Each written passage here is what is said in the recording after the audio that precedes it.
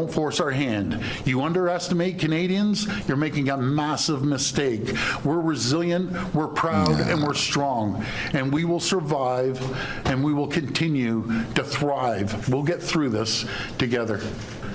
These guys don't care about us. They don't. Their entire messaging is it's gonna hurt Canadians. It's gonna be rough. It's gonna be very tough. It's gonna cost us a lot of money. It's gonna cost you a lot of money. But hey, you know what? After you've paid it, because you have no freaking choice, we're gonna get through it if you're still alive. So I've been thinking about this all day, right? Yesterday and today, and I'm just wondering, was any of this even avoidable? Like, what the heck is going on? This is sad. The best way I can describe what's going on is it's sad. And in terms of the avoidability piece, I think there was. I think if Canada had been pumping more into getting rid of all the drugs, like for crying out loud, we got safe supply, bro. We literally pay money to buy drugs, clean drugs, and then we give that away to drug addicts because our government thinks, well, at least there will be less overdoses because at least they're doing good stuff. Meanwhile, that's not working and overdoses are skyrocketing. And now you've got people making these super fentanyl labs in British Columbia and God knows where else. Like, it's an absolute disaster in this country. And so I think it was avoidable. But doubling down on the point that this is just extremely sad. And we're seeing America and Canada go toe-to-toe in a trade war, and it's not going to end well. It will hurt a little bit, Americans and the American economy. It will hurt a lot, like significantly more, Canadians and the Canadian economy, and hence why this is just sad. And then you've got politicians here in Canada calling for literal acts of war, man. Doug Ford, the Ontario Premier, is going, we're going to cut off their power if these tariffs persist. And again, it's just sad. So we're taking a look at a sad video. I'm sorry if I'm bumming you out. Energy will come up as the video goes along, but just know that it's probably going to get significantly worse before it gets better. Welcome back to the channel. Welcome back to another video. Everybody, mate, burnt toast, is that you? Welcome back to the channel. Welcome back to another video, everybody. Before we get into it, I do want to encourage y'all to like button and subscribe if you haven't already. It does really help grow the channel. And without further ado, let's start off with a message that Pierre Poilievre delivered yesterday. Here we go. It's a very short clip. At 12:01 a.m., President Trump stabbed America's best friend in the back. My message to the president is this: Canada will fight back. We will defend our people and our economy, and we will put Canada first. There's no doubt that our economy will suffer, but so will yours, President Trump. In fact, you're already paying the price, with trillions of dollars erased in stock market value over the last month of these threats. Already Americans are paying higher gas prices as at midnight, a new American gas tax kicked in on U.S. working class taxpayers and motorists. Your workers will soon start losing jobs they had upgrading Canadian raw materials, which, by the way, you were getting at an incredible and ridiculous bargain. And your businesses will be selling fewer products to your closest neighbor. I mean, kudos to Pierre for at least admitting that it's President Trump instead of what Justin did, where he said, okay, and Donald, I'm talking to you. Like, come on, man. We just saw the Ukrainian president or prime minister, whatever the hell his position is, Zelensky, get booted from the Oval Office, and he's now having to fight a war on his own, okay, because of the disrespect that he showed to not Donald, but President Trump. And Pierre at least adds a little bit of respect to that name, so good for him. But again, it's going to get worse before it gets better. CNN, freaking had the man who's going to turn this into an act of war on their channel. Dougie Boy, the Ontario Premier. Let's take a look here at him saying, we're going to shut off their freaking power. We read in Politico that Ontario Premier Doug Ford threatened to shut off his province's electricity exports to the United States and block shipments of Ontario's high-grade nickel, which he said provides 50% of U.S. supplies. This is per the Globe and Mail. He added, if they want to try to annihilate Ontario, I will do anything, including cutting off their energy. This is energy to the United States, with a smile on his face.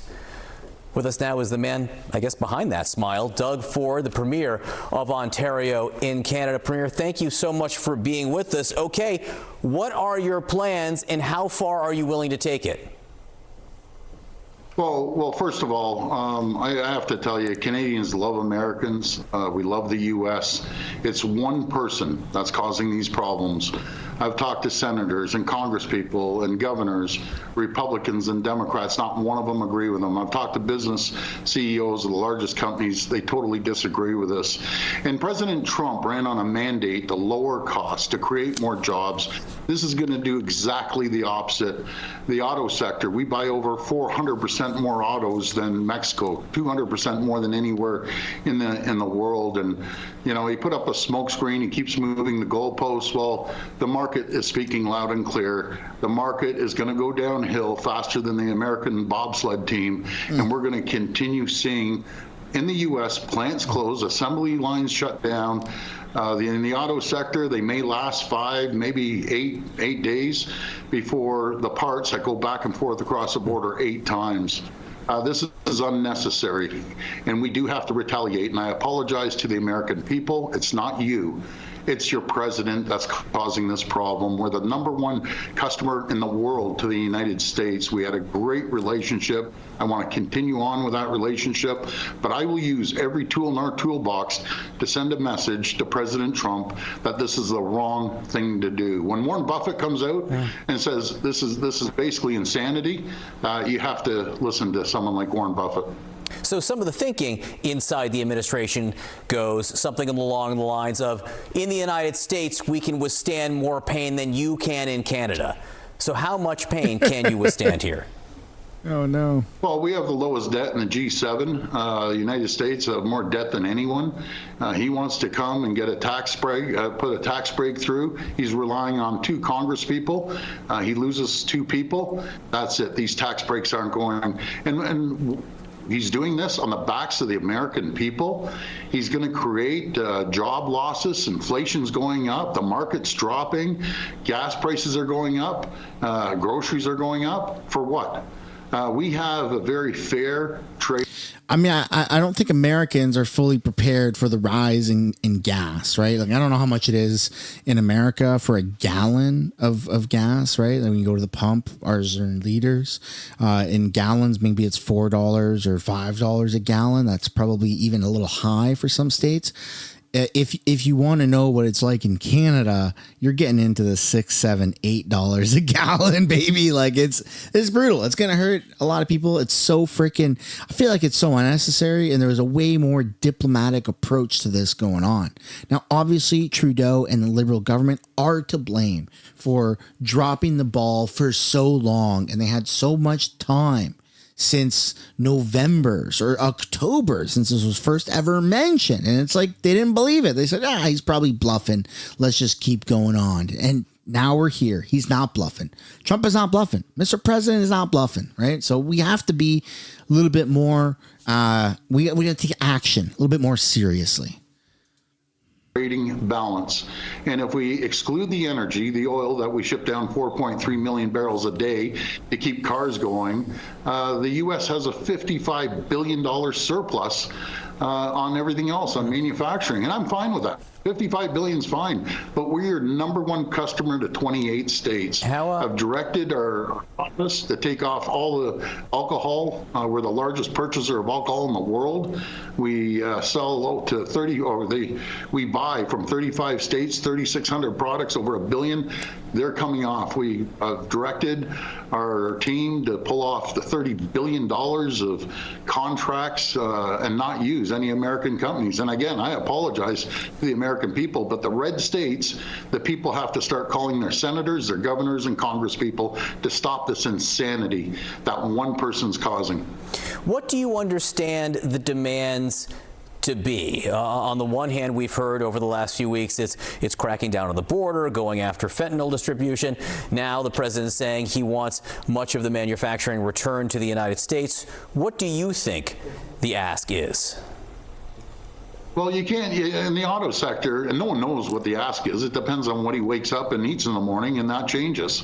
The auto sector, you can't unscramble an egg that's been made since the 1960s in the auto pack and expect plants to just open up. We buy as many cars as we sell down to the U.S. It's been working. It's a great system that we have right now with all the auto sectors, but it'll only last 8 to maybe 10 days at the max, and then you're going to see auto plants being shut down. I wish we knew what the president wanted. We need to sit down and move forward on the USMCA and put this behind us.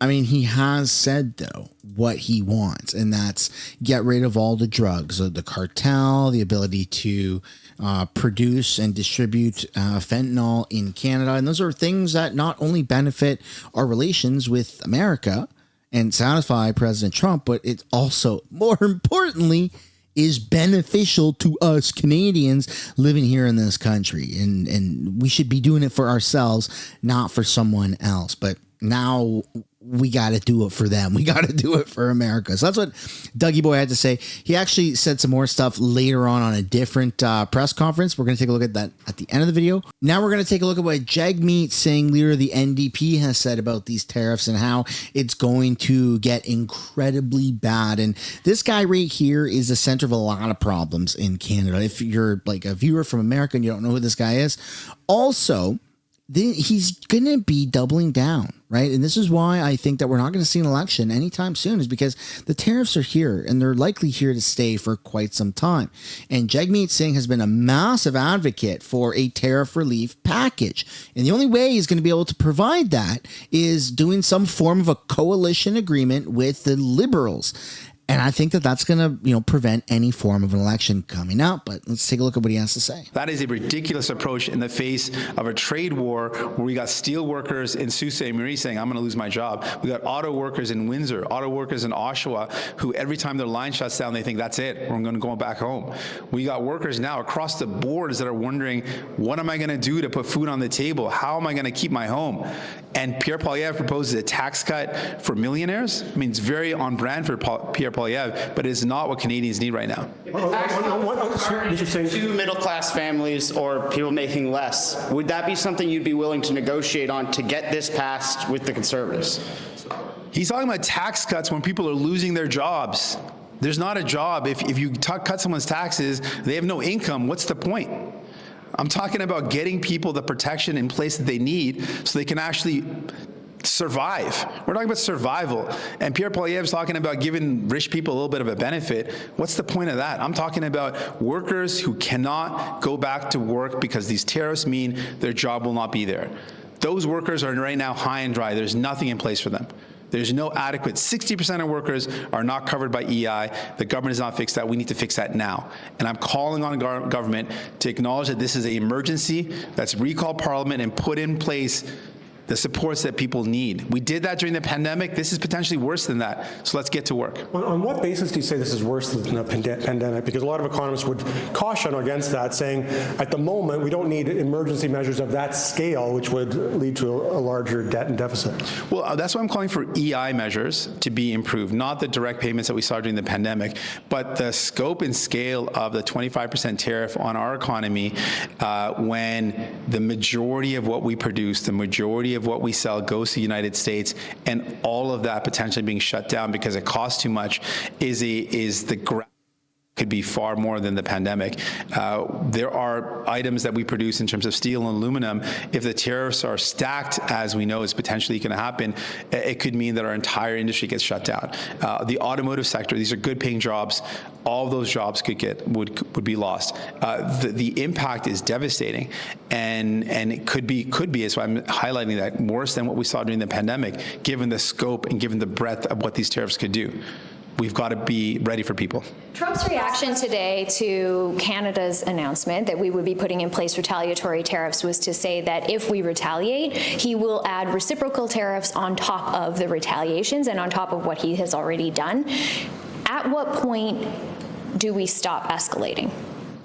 We have to fight to win. And there is no other way to deal with someone like Donald Trump. He's a bully, and he's going to continue to use bullying tactics. So we have to fight back. I think it's really important to remind folks, this is not a fight that we wanted. This is not a war that Canadians wanted. This is a trade war that's going to hurt Americans. It's going to mean that their cost of living goes up. It's going to hurt Canadians. It's going to hurt workers. It is bad. But the only way out of this is to fight back and to stay strong. So we have to fight back. We have to stay strong. And we also need to look for the future where we are less reliant on the United States. And that's why I've talked about the Buy Canadian, Build Canadian, changing the way we buy things so we use our federal dollars towards Canadian-made products, using Canadian content. We've got to really reshape our economy so that we're more resilient and look to other trade partners. But what we're up against right now is serious. And my commitment to Canadians who are watching this today is that I'm going to fight like hell for you. Thank you so much, Missy. He's going to fight like hell, but fighting like hell means printing money, printing a lot of money, delaying any form of a federal election anytime soon by doing another coalition type of agreement so that he can fight like hell by rolling out tariff relief packages. That's what he means by fight like hell. And that might be appealing to some people, but to our economy, to our financial circumstance, it's going to be pretty catastrophic, right? And then also the if that's the path he chooses under his fight like hell guys, then we're not going to see, I don't think we're going to see an election before the summertime, and we might be lucky to see one in October as per the scheduled election. But again, that's going to depend on how long these tariffs actually do stay on and the impacts that they really have. And now let's take a look here to wrap things up. A recent interview or press conference that Doug Ford, Premier of Ontario, did, where he's saying again, don't force our hand. We're this close, buddy. We're this close from shutting off your power. We also need to be ready to dig in for a long fight. We need to be ready to escalate using every tool in our toolkit. That includes surcharges or even outright restrictions on the critical minerals and electricity we supply to the United States. The critical minerals and electricity they depend on. Today, I'm writing to every senator, every congressman and woman, and the governors from New York State, Michigan, and Minnesota, telling them that these tariffs persist. If the Trump administration falls through on any more tariffs, we will immediately apply a 25% surcharge on the electricity we export.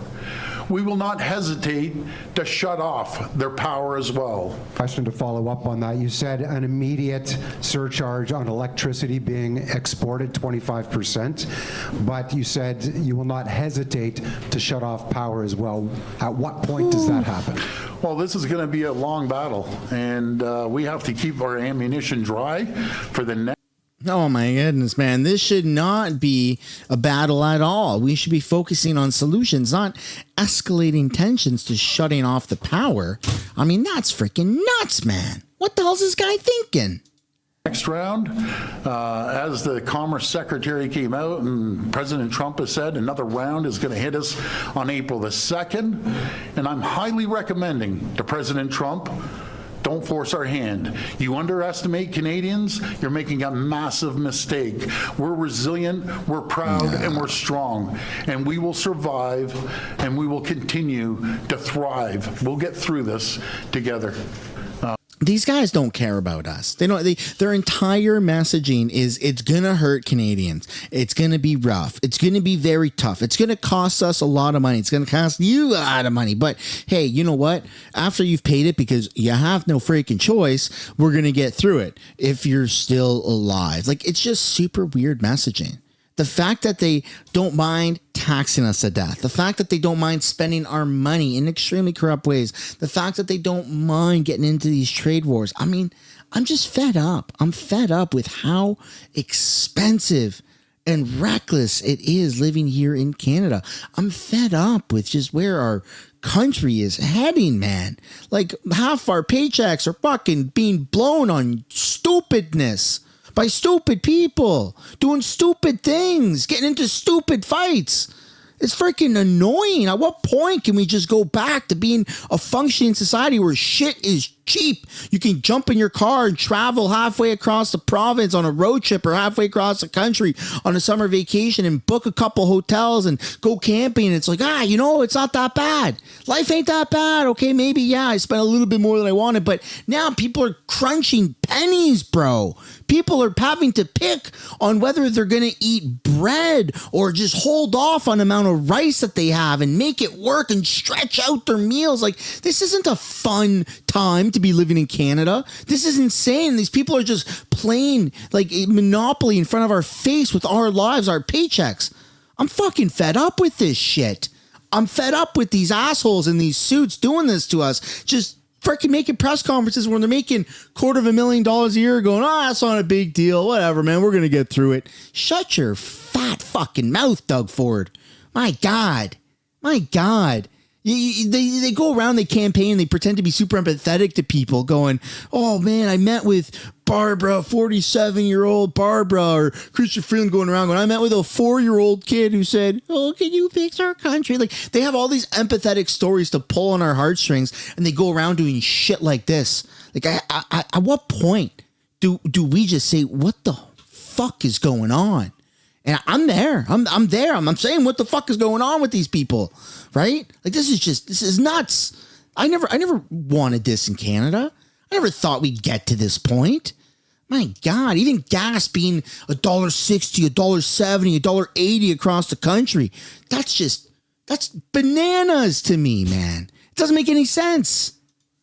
We need to make sure America feels the pain.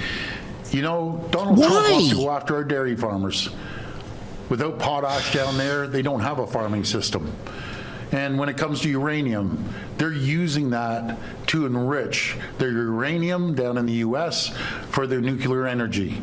Again, I do not speak for Saskatchewan or on behalf of Premier Moe, but I will encourage them to ship uranium anywhere. Everyone wants his uranium. Ship it out other places, because the only other place they can get uranium is in Russia. And I see President Trump cozying up to Putin. What a disaster that is. He attacks his closest friends and neighbors to shoulder with them in wars and other crises. And who does he cozy up to? But Putin. You got to be kidding me. This whole thing is just an absolute shit show, man.